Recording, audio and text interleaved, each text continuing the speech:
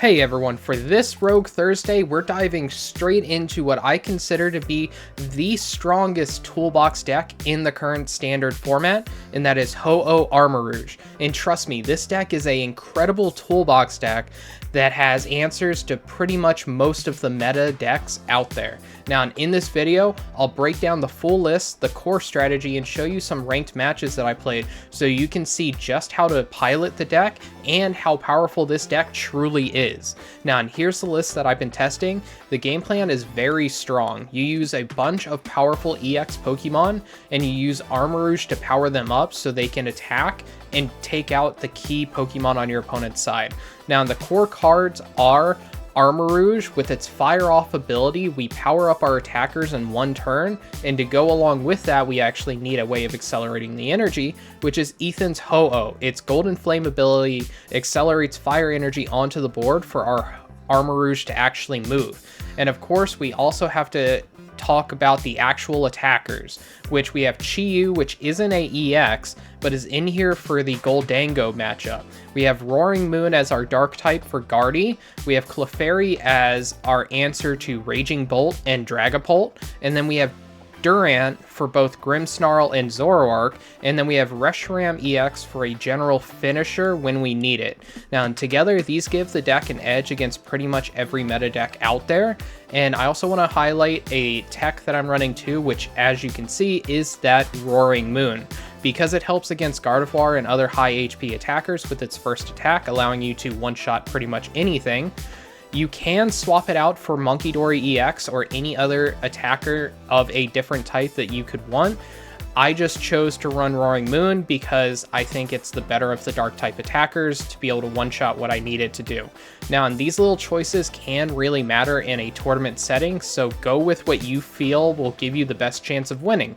And before we get into the games, hit that like button, subscribe for more Meta Mondays, Rogue Thursdays, and our series, the 1 month 1 deck, which I do every Saturday. With that being said, on to game number 1. Alright, so game number 1 is against Grimmsnarl. So this is kind of a trickier matchup as far as the meta decks go. We do have Durant as our key toolbox Pokemon in here to be able to get a free knockout. And then we also have Reshiram to count on too. The tricky part is the beginning. You can either use Iron Hands early to be able to get 2 prizes, or if they aren't running Shaman or you feel like they're not running Shaman, you can go for Wellspring Ogerpon and get 2 prizes there while also getting rid of key cards at the same time. Rather than just a single Pokemon, you'd be getting rid of 2.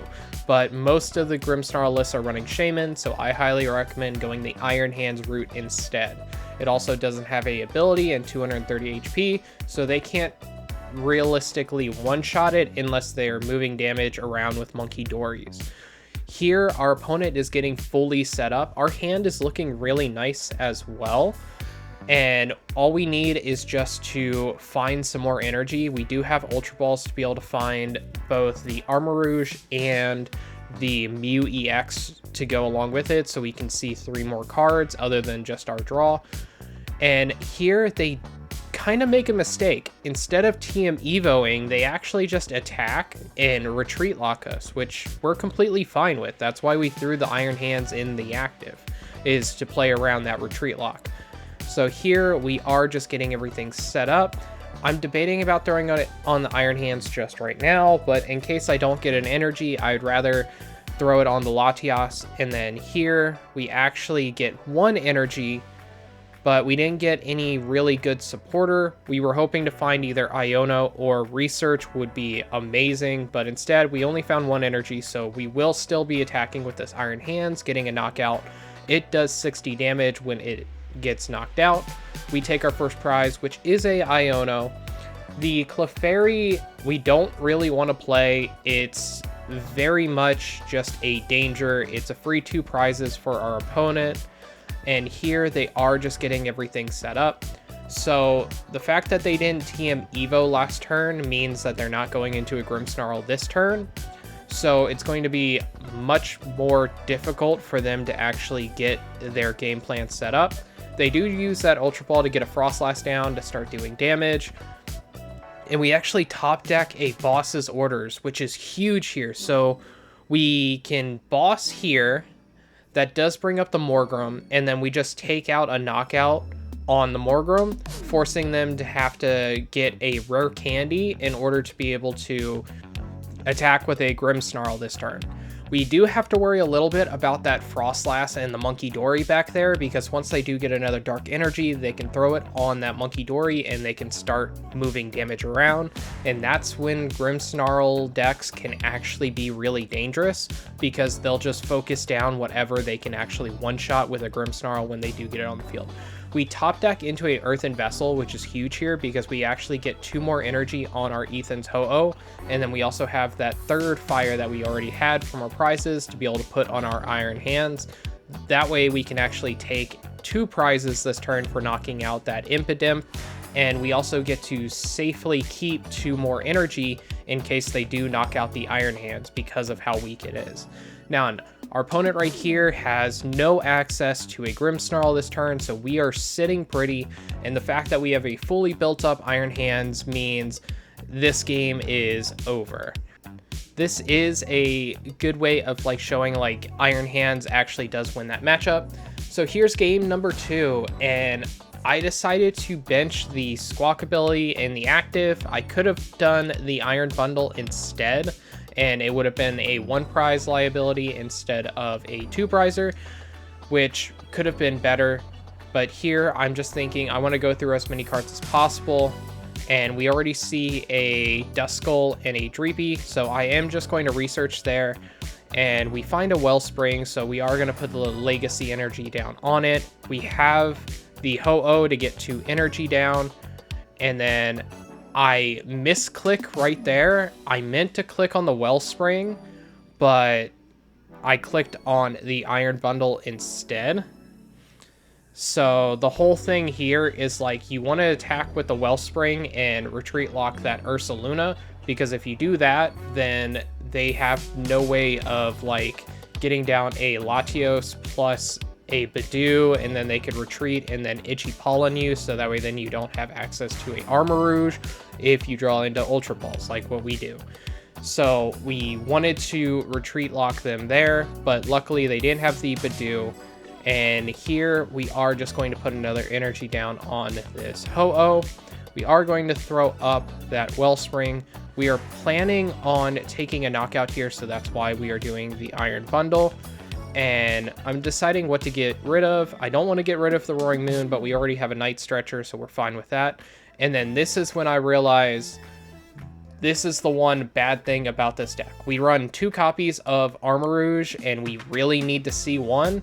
It's very rare for us to have both prized like this, and when it does happen, it's very painful.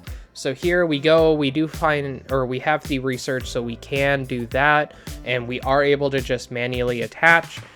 If we would have done the Ultra Ball first and sequenced correctly, then we would have been able to guarantee that we had another energy in hand, so that way then we wouldn't have to worry about finding more energy. They're also playing the stadium that makes all basic Pokemon attacks cost 1 more.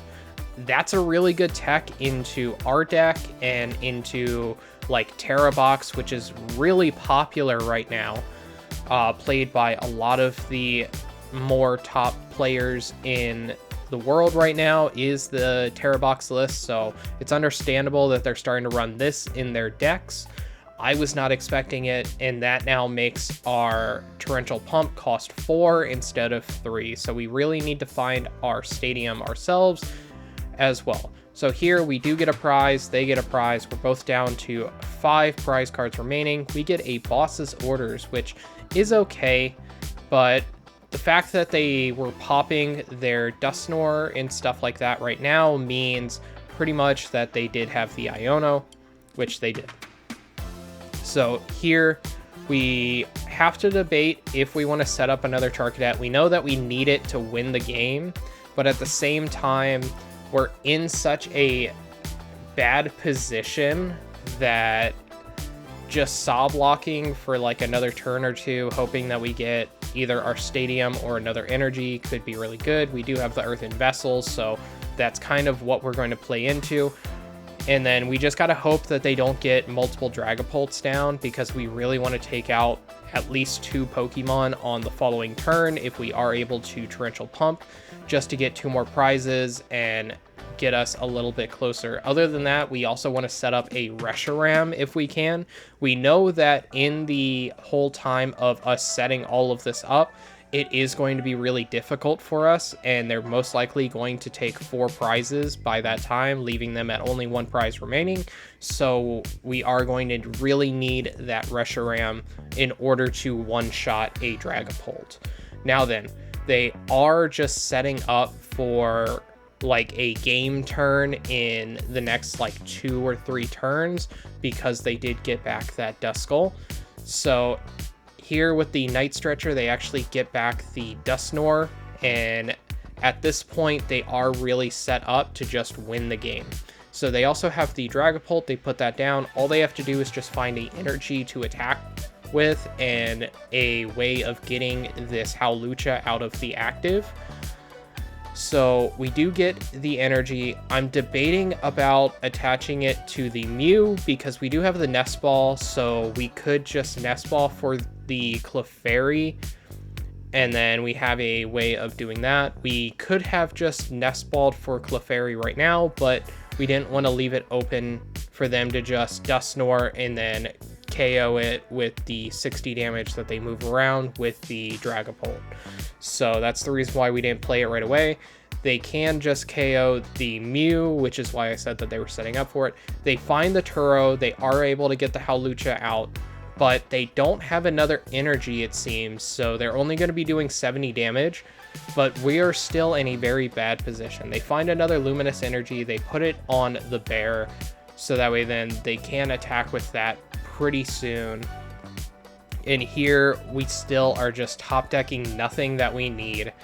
So we're not even able to fully clear our hand. We know that we have no more fire energy left in our deck. And here I make another mistake. So I put that fire energy on as my natural attach for turn, knowing that I have no fire energy left in my deck. And that's the big mistake for this turn, and that does kind of cost me. I do get down the Fez, I am able to Mew, and I was trying to find an energy, and that's when I realized, oh, I didn't use effect for the Ho-Oh, so it cost me the game. So here's game number 3, and this is against Typhlosion, but this is a Zoroark variant of Typhlosion. They also have Shaman as well. So as soon as we saw the Shaman, we knew immediately, okay, Iron Hands is the way that we have to go for here. If you want to know how to handle this matchup, generally what you want to do is you want to go Wellspring, because Wellspring is a water type. You are able to one-shot a Typhlosion in the active and then do 120 damage to a Quilava, and you're clearing 2 major threats at the same time. And that's generally what you want to do, but the fact that they are running Shaman means that we have to pivot to a different game plan. So here with this Ultra Ball, I'm looking to see exactly what answers I still have. So I am just getting down this Reshiram right now, and then we research away a Night Stretcher, but our hand is looking pretty good right now. So we're just going to pass the turn. We already manually attached for the turn that Prism Energy to our Iron Hands. So now what we are looking for next turn is we're going to attach this Legacy Energy. Then we are most likely either going to Iono or do a research. Here we are just going to use the Ethan's Ho-Oh real quick. That way then we get that 1 energy down. And then this Nest Ball, we can get down a Mew, because we are most likely going to be the main attackers in the start of this. So if they are running Iono, it doesn't hurt us as bad. And then we just use Iono there. We do find another energy, and now we're just going to pass. So by keeping the Latios up front, it's not that big of a detriment if they do decide to knock it out, but we are expecting that they're not going to be able to attack this turn. Generally, Typhlosion takes a couple turns, just like Dragapult, to attack, because they use their Quilavas and they have to get their Ethan's Adventures into the discard. So we knew that we were pretty much safe this turn. They would have to have like Rare Candy and find like multiple Ethan's Adventures. They need a total of 3 Ethan's Adventures in discard to be able to one-shot Latios. So here they are just setting up their Zoroarks, which we are completely fine with. We top deck the Ultra Ball like we needed to, and then we're just getting rid of these Nest Balls. I looked to see how many I used so far. We used 1, so there's 1 more left in the deck. We are getting this Armarouge down, and now we do have the manually attached that we have as well. So we are going to attach that. Then we move all of the energy that we currently have up to our Iron Hands. And then we're not going to research here because the energy retrieval in the Night Stretcher are very important. So we need that combination later on in case they knock out like a Reshiram. So that way then we can get our energy back and be able to power it up pretty much as soon as possible. So here they throw up the Zoroark. They do have air balloons on both of them. So that way then they have free retreat. And they're still just setting up. This turn, they can take a knockout with the Typhlosion if they decide to use a Ethan's Adventure to find it, along with a Fire Energy. So we are expecting that our Iron Hands is probably going to get knocked out this turn. Other than that, it would be really bad if they just naturally had what they needed and then bossed up something. They also could just have Counter Catcher, so we don't really hope for that either. So here they do have a Counter Catcher, and it's up to them to do what they want. But if I were in their position, I would actually go after our Armarouge. We know how important that is for our deck, and it is a evolution Pokemon, so that would actually set us back a little bit. And the fact that most of our attackers only hit for like 160 or less, like Ho-Oh or Iron Hands can hit for 160, makes it a little bit harder for us to clear these Typhlosions. The only ones that can really clear it is things like Durant can clear it, Reshiram can clear it, and Wellspring can clear it. Those are the only 3 that we have in the deck that can just naturally clear it because each of them can grow their attack damage.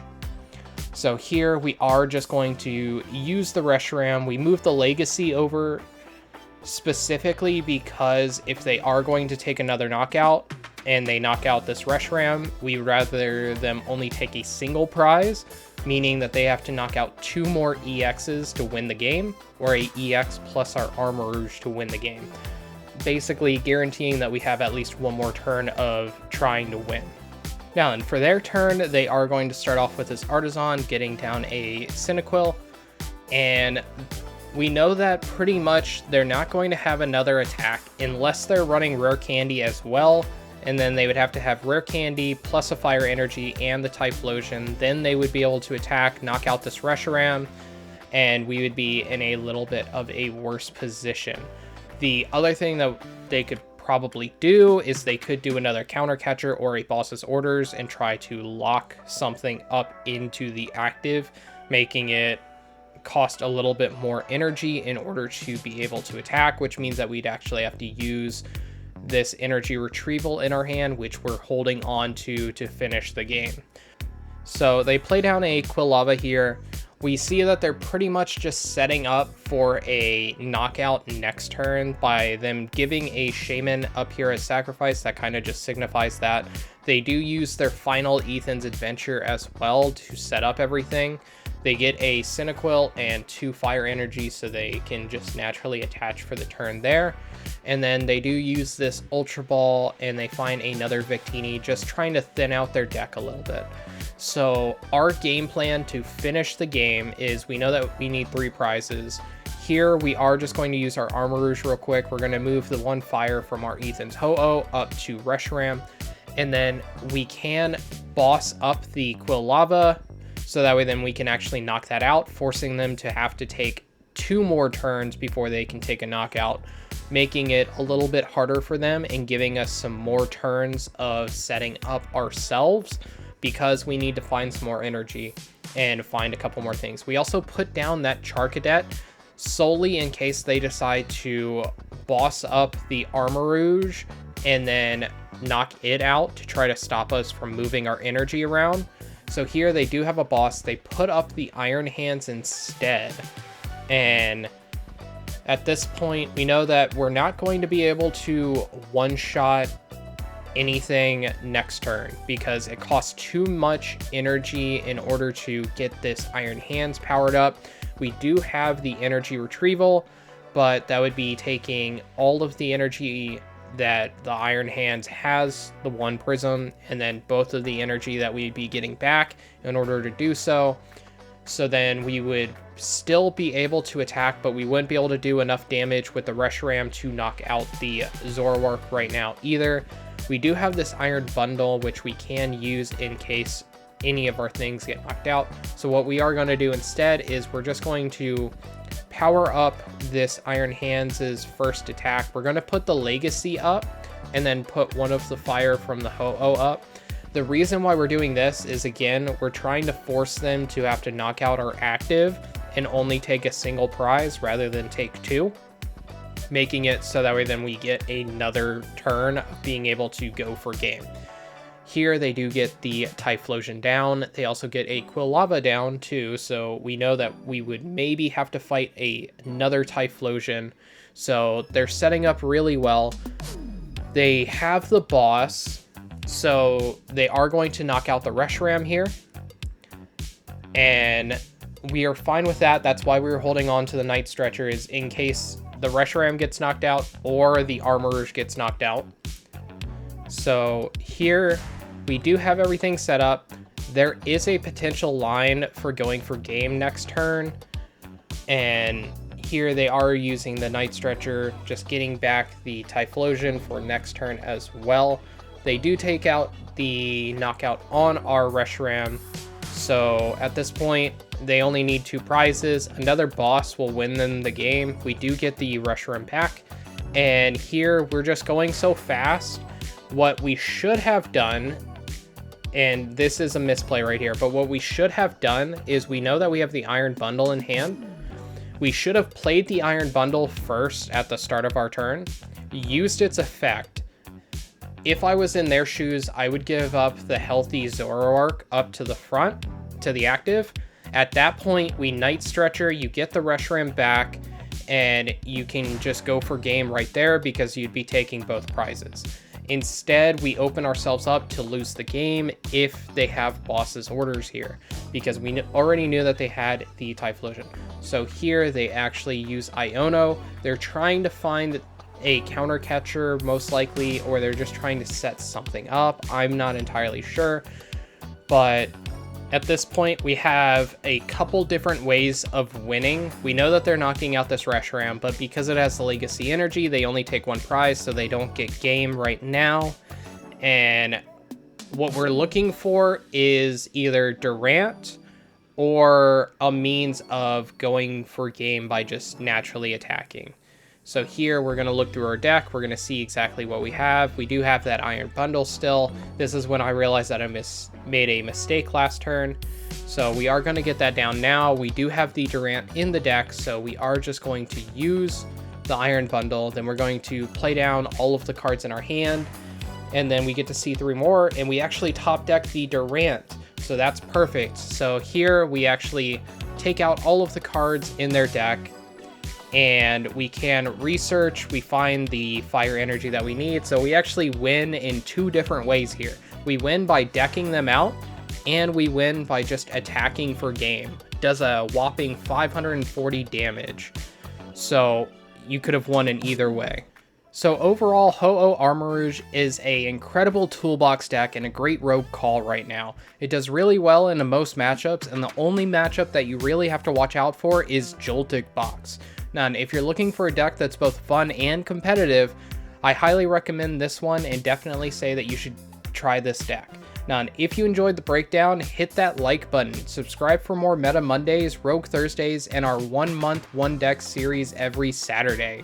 And also, let me know in the comments, would you take Ho-oh Armarouge to your next tournament?